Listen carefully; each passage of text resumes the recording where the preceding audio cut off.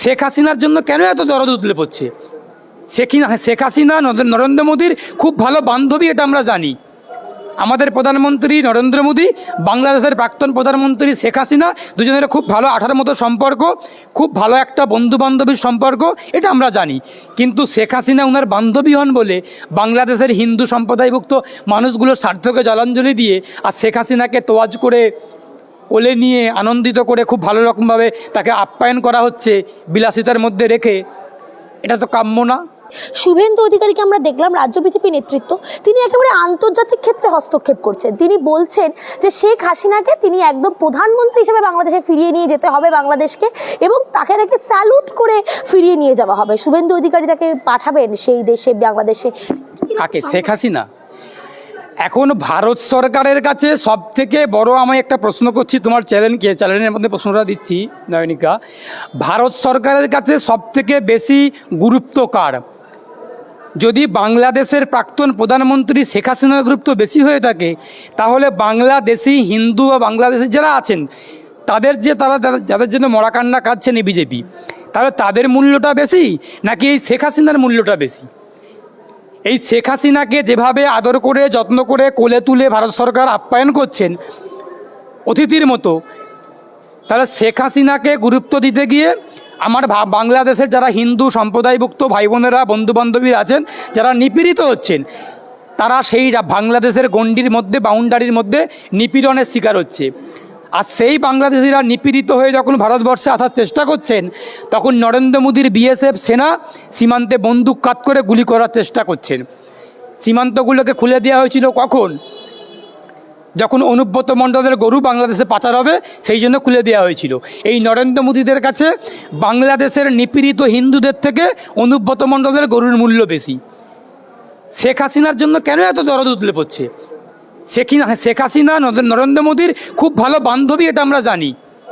আমাদের প্রধানমন্ত্রী নরেন্দ্র মোদী, বাংলাদেশের প্রাক্তন প্রধানমন্ত্রী শেখ হাসিনা, দুজনের খুব ভালো আঠার মতো সম্পর্ক, খুব ভালো একটা বন্ধু বান্ধবীর সম্পর্ক, এটা আমরা জানি। কিন্তু শেখ হাসিনা ওনার বান্ধবী হন বলে বাংলাদেশের হিন্দু সম্প্রদায়ভুক্ত মানুষগুলোর স্বার্থকে জলাঞ্জলি দিয়ে আর শেখ হাসিনাকে তোয়াজ করে কোলে নিয়ে আনন্দিত করে খুব ভালো রকমভাবে তাকে আপ্যায়ন করা হচ্ছে বিলাসিতার মধ্যে রেখে, এটা তো কাম্য না। 185 বছরের পুরনো মসজিদের ওপরে এবার আক্রমণ হলো। একেবারে দেখছি আমরা নুরি মসজিদ, ফতেপুরে, উত্তরপ্রদেশ। সেই নুরি মসজিদকে যোগী সরকার ভেঙে গুড়িয়ে দিল। তাহলে সেই সংখ্যালঘুদের ওপর আক্রমণ, সেই মসজিদ ভেঙে দেওয়া, কি বলবেন? তাহলে বাংলাদেশের সঙ্গে আমাদের পার্থক্যটা কি থাকলো? নয়নিকা, বাংলাদেশ নিয়ে যেভাবে মানে এখানকার এই ভারতের বিজেপিরা যেভাবে উঠে পড়ে লেগেছে, লাগাটা স্বাভাবিক। কিন্তু যদি শুভ বুদ্ধিসম্পন্ন মানুষেরা প্রতিবাদ করতো, সেটা মেনে নেওয়া যায়। কিন্তু যেই বিজেপি এই ভারতবর্ষে সংখ্যালঘুদের ধর্মস্থলে আক্রমণ করছে, সংখ্যালঘুদের জীবন জীবিকা সম্পদের উপর আক্রমণ করছে, যেই বিজেপি এই নুরি মসজিদ ভেঙে দিচ্ছে ফতেপুরেতে, যেই বিজেপি বাবরি মসজিদ ভেঙে সেখানে, সেটা নিয়ে আমরা কিছু বলছি না, যেহেতু আদালতের রায় নিয়ে হয়েছে। শুধুমাত্র তো ওটা নয়, একের পর এক মসজিদে আক্রমণ করা হচ্ছে, একের পর এক মাদ্রাসা, মক্তব, মাজার সব কিছুকে ভেঙে, দরগা ভেঙে দেওয়া হচ্ছে, দখল করার একটা প্রসেস পদ্ধতি শুরু করেছে। সেই বিজেপি বাংলাদেশের চিন্ময় কৃষ্ণ ঠাকুরের গ্রেপ্তারি নিয়ে প্রতিবাদ করছেন, কথা বলছেন। আবার বাংলাদেশের সংখ্যালঘুরা আক্রান্ত, সেই নিয়ে কথা বলছেন। বাংলাদেশের সংখ্যালঘুরা যদি আক্রমণ হয়ে থাকেন, আক্রান্ত হয়ে থাকেন, তার বিরুদ্ধে আমরাও কথা বলছি, আমরা কথা বলবো।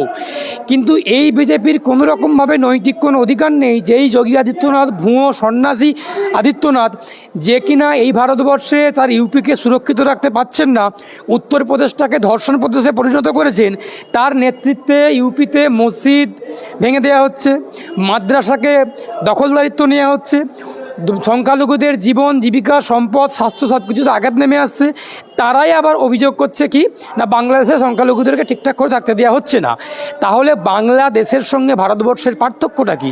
আমরা শুরু থেকেই বলে আসছি, বা আমি তো বলছি যে বাংলাদেশ ভারতবর্ষের থেকে ভালো আছে। তার কারণ বাংলাদেশের সরকারটা এখনো পর্যন্ত অন্তর্বর্তীকালীন সরকার, কোনো নির্বাচিত সরকার নেই। নির্বাচিত সরকার যখন হাসিনার সরকার ছিল, সংখ্যালঘুরা এইভাবে আক্রান্ত হননি।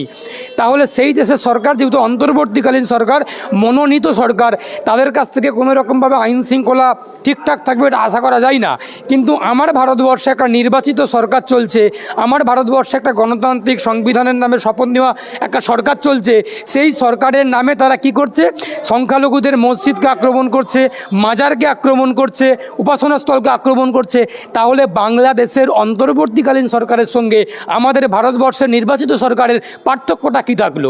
এই মোদি, এই যোগী, এই ভুয়ো সন্ন্যাসী যোগী আদিত্যনাথ যেগুলো করছেন, আর এখানে গোমাংস খা শুভেন্দু অধিকারী যেগুলো করছেন, শুধুমাত্র হিন্দু সম্প্রদায়কে বিভ্রান্ত করার জন্য, হিন্দুদের কাঁধে বন্দুক রেখে ভোটের বৈতরণী পার করার জন্য এই কর্মকাণ্ডগুলো করছে।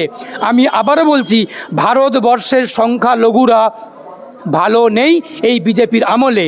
আমার ভারতবর্ষে 80 কোটি হিন্দু সম্প্রদায়ভুক্ত মানুষজন আছেন, সহনাগরিকেরা আছেন, আমার বন্ধুবান্ধব হিন্দু সম্প্রদায়ভুক্ত আছেন, তাদের কাছে আমরা সুরক্ষিত। আমি আগেও তোমার চ্যানেলকে বলেছি নয়নিকা, যে হিন্দুদের কোলে মুসলমানরা সুরক্ষিত, মুসলমানের কোলে হিন্দুরা সুরক্ষিত। কিন্তু এই বিজেপির আমলেতে হিন্দুরাও সুরক্ষিত নয়, এই বিজেপির আমলে মুসলমানরাও সুরক্ষিত নয়। ফতেপুর থেকে শুরু করে, ইউপি থেকে শুরু করে, হরিয়ানা থেকে শুরু করে, তার জ্বলন্ত উদাহরণ আমরা দেখতে পাচ্ছি।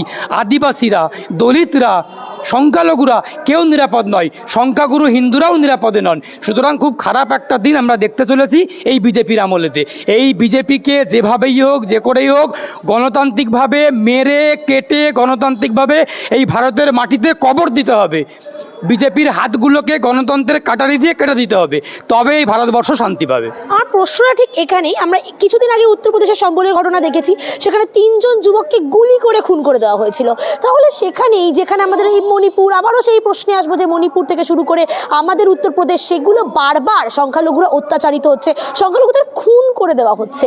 সেখানে যারা খুন করছে, যে বিজেপি খুন করছে, যে বিজেপি অত্যাচার করছে, সেই বিজেপি আজকে বাংলাদেশের সংখ্যালঘুদের নিয়ে এত মাতামাতি করছে। এখন বিজেপি যেভাবে আবভাব দেখাচ্ছে, এর ফলে একটা সবথেকে বড় প্রশ্ন দেখা দিয়েছে যে ভারতবর্ষটা কি আদৌ ভারতবাসীর ট্যাক্সের টাকাই চলছে, নাকি বাংলাদেশিদের ট্যাক্সের টাকাই চলছে? যদি ভারতবাসীর ট্যাক্সের টাকায় ভারত চলে থাকে, তাহলে ভারত সরকারের উচিত ভারতবাসীদের স্বার্থকে রক্ষা করার জন্য ভারতীয়দের দাবি দাওয়াগুলোকে নিয়ে কথা বলা। মণিপুরে তো আমার বোন, আমার মেয়ে, আমার দিদি, আমার মা রক্তাক্ত। মণিপুরের মহিলাদেরকে নগ্ন করে বিজেপির নেতৃত্বে, বিজেপির জোট সরকারের নেতৃত্বাধীন সরকার মণিপুরের মহিলাদেরকে নগ্ন করে তাদের গোপনাঙ্গ কেটে নেওয়া হচ্ছে, যৌনাঙ্গতে আঘাত করা হচ্ছে। কত বড় বর্বরচিত ঘটনা ভারতের মাটিতে ঘটছে। তাহলে কি আমরা ধরে নেব মণিপুরটা ভারতের কোনো রাজ্যই নয়?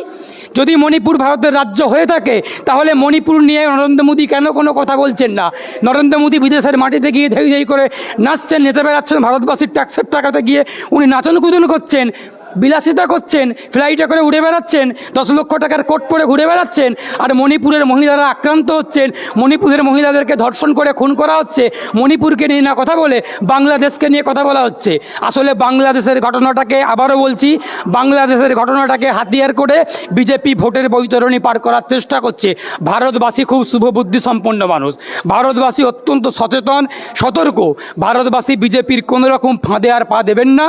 তার কারণ ভারতবাসী সিদ্ধান্ত নিয়েছে এই বিজেপিকে এই বাংলার মাটি থেকে, এই ভারতের মাটি থেকে উৎখাত করতে হবে। এই ভারতবর্ষে ধর্মনিরপেক্ষ ভারতবাসীর স্বার্থকে যারা দেখবে, ভারতের সংবিধানকে যারা মানবে, সেই সরকারকে ভারতবর্ষে আগামী দিনে তারা ক্ষমতাতে আনবেন নির্বাচিতভাবে। এই বিজেপির বিদায় আসন্ন। তার কারণ 2024-এর লোকসভা নির্বাচনে তার একটা বিদায়ী ঘণ্টার মেসেজ ভারতবাসী বার্তা একটা দিয়ে দিয়েছেন। আগামী দিনে যে কোনো নির্বাচনে বিজেপির ভরাডুবি খুব সামনে এসে গেছে। আমরা সম্প্রতি এলাহাবাদ হাইকোর্টের একজন বিচারপতিকে দেখলাম, তিনি একদম হিন্দু বাংলা পরিষদ, বিশ্ব হিন্দু পরিষদ যেটা রয়েছে, সেখানের মঞ্চে থেকে দাঁড়িয়ে তিনি বলছেন যে কাঠ মোল্লারা ভারতের শত্রু। একজন বিচারপতি তিনি এই কথা বলছেন। এমনকি এটাও বলছেন যে সংখ্যাগুরুদের মতামতেই, সংখ্যাগুরুদের মতাদর্শেই চলবে আমাদের ভারতবর্ষ। তাহলে সেখান থেকে এতদিন আমরা বিজেপি নেতৃত্বদের মুখে এরকম ধরনের কথা শুনেছি, এখন বিচারপতির মুখ থেকে এমন ধরনের কথা শুনছি। আপনি তো আইনজীবী, কি বলবেন? ওই বিচারপতি রাত্রিবেলা গোমূত্র খান আর সকালবেলা গরুর গোবর দিয়ে দাঁতের ব্রাশ করেন। আমরা তো টুথপেস্ট দিয়ে ব্রাশ করি। সুতরাং ওই যিনি বিচারপতি বলেছেন কুলাঙ্গার বিচারপতি, উনি বিচারপতি নন। বিচারপতি ওনাকে বলা মানে বিচার ব্যবস্থা অপমান করা। আমাদের কলকাতা হাইকোর্টে একজন প্রাক্তন বিচারপতি ছিলেন চন্দ্রবোরা সাপ, বিচারপতি গাঙ্গুলি। আবার সুপ্রিম কোর্টেও একজন বিচারপতি ছিলেন, সদ্য প্রধান বিচারপতি প্রাক্তন হয়েছে ডিওয়াই চন্দ্রচূড়। আমি মনে করি ডিওয়াই চানাচুর, ওই চন্দ্রচূড়কে চানাচুর বলা উচিত। তার কারণ এই যে চানাচুর নামে যে একটা পাঁচমিশালি টক ঝাল মিষ্টির চানাচুর, এই বিচারপতিগুলো বিচার ব্যবস্থাটাকে যেভাবে কলঙ্কিত করছেন। আমরা বিচারপতি, আমরা যারা আইনজীবীরা আছি, যারা আমরা আইন নিয়ে ওকালতি করছি, বিচারপতিরা, আইনজীবীরা, পুলিশ প্রশাসন, সরকার, প্রত্যেকে একটা বিচারপতির বিচার ব্যবস্থার একটা অঙ্গ, বিচার ব্যবস্থার একটা পার্ট। সেখানে বিচারপতিরা যদি এইরকম কোনো রকমভাবে সাম্প্রদায়িক মন্তব্য করেন, ধর্মবিদ্বেষী মন্তব্য করেন, সেই বিচারপতিকে বিচারপতি বলা যায় না। সেই বিচারপতিকে বলতে হয় উনি দাঙ্গাকারী, উনি দালাল, উনি কৃতদাস। ওই বিচারপতি যিনি কথাটা বলেছেন উনি হচ্ছেন কৃতদাস, কেনা চাকর, উনি বিচারপতি নন। ওই চানাচুর যেমন ছিলেন, একটা গগৈ বলে একজন ছিলেন। আবার আমাদের এখানে চন্দ্রবোরা সাপ গাঙ্গুলি, যিনি পরবর্তীকালে সাপে পরিণত হয়েছে, নিজের মুখে উনিই বলেছেন আমি চন্দ্রবোরা সাপ। সুতরাং এই যে একটা এই সাপ প্রজাতির, এই শুয়ার প্রজাতির বিচারপতিগুলো, সাপ বললে যেমন উনি যদি নিজেকে সাপ বলে দাবি করেন, আমি বলছি উনি শুয়ার।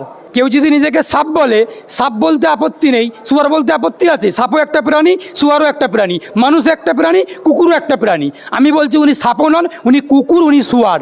যে নিজেকে চন্দ্রবোরা সাপ বলেন গাঙ্গুলি, প্রাক্তন বিচারপতি, আমি বলছি উনি কুকুর, উনি শুয়ার। সুতরাং এই বিচারপতিগুলো বিচার ব্যবস্থার কলঙ্ক। ওদেরকে বিচারপতি বলতে আমাদের আইনজীবীদের বিবেকে বাধে, বিচারপতি বলা কোনোভাবে উচিত নন। বিচারপতিদের হাজার হাজার বিচারপতি, শয়ে শয়ে বিচারপতি ভারতবর্ষে বর্তমানে আছে, বিভিন্ন হাইকোর্টে আছেন, সুপ্রিম কোর্টে আছেন, তারা বিচারপতি। যেই বিচারপতি বিচার ব্যবস্থার গরিমা, বিচার ব্যবস্থার অহংকারকে মূল্য বোঝে না, যেই বিচারপতিরা বিচার ব্যবস্থার গরিমাকে রক্ষা করতে পারেন না, সংবিধানের মৌলিক নীতিকে রক্ষা করতে পারেন না, সংবিধানের গরিমাকে রক্ষা করতে পারেন না, তাদেরকে বিচারপতি বলা যায় না। তারা বিচার ব্যবস্থার নামে কলঙ্ক, তারা দালাল, তারা কৃতদাস, তারা চাকর, তারা কুকুর। কিন্তু শুভেন্দু অধিকারী এরকম আন্তর্জাতিক ক্ষেত্রে হস্তক্ষেপ করতে পারেন? আমি গরু খেকো শুভেন্দুর বিষয়ে কোনো কথা আর বলবো না। ওই কুণাল ঘোষ, কুলাঙ্গার ঘোষ, আর শুভেন্দু অধিকারী, গরু খেকো শুভেন্দু অধিকারী, আমি ওই দুজনকে নিয়ে আর কোনো কথা তোমার চ্যানেলকে বলবো না। আমার বলতে খুব বিবেকে বাধে। তার কারণ যেই শুভেন্দু অধিকারী দিনের বেলা গোমাংস খান, টিফিনে করে গোমাংস বেঁধে নিয়ে যান বাবার জন্য, ভাইয়ের জন্য, সেই ভুয়ো হিন্দু, হিন্দুদের কলঙ্ক, হিন্দুদের শত্রু, তাকে নিয়ে আমি আর কোনো কথা বলবো না। যার গুরুত্ব, যাকে কোনো রকমভাবে গুরুত্ব তার কেন্দ্রীয় নেতৃত্ব বিজেপি দেন না, তাকে নিয়ে আমি আর কোনো কথা বলবো না। আমার বিবেকে সত্যিই খুব বাধে নয়নিকা। আমি আর তোমার চ্যানেলকে শুভেন্দু অধিকারীকে নিয়ে, কুণাল ঘোষকে নিয়ে কোনো কথা বলবো না। তার কারণ কুণাল ঘোষের রক্তের দোষ, ওকে নিয়ে কোনো কথা বলবো না। আর শুভেন্দু অধিকারীকে নিয়েও কোনো কথা বলবো না। আমি যেমন রাজনৈতিক কথা বলতে ভালোবাসি, বলছিও, কিন্তু পাশাপাশি এই বিষয়গুলোকে নিয়ে, এই কয়েকটা ব্যক্তিকে নিয়ে আমি কোনো রাজনৈতিক মতামত দেবো না।